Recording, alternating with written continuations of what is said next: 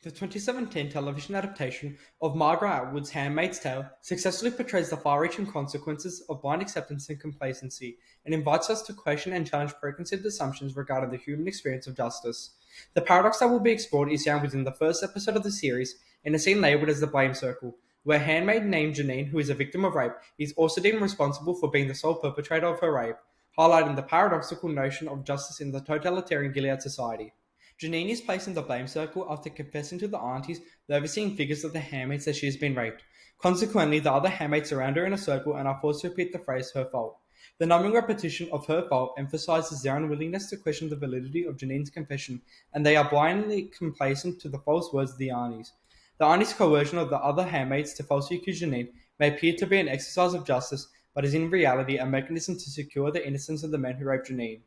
therefore captivating the paradoxical nature of Gilead's understanding of justice, where the accusation of Janine's infidelity is purported to a practice of justice, but is in fact one of the many prevalent mechanisms of injustice.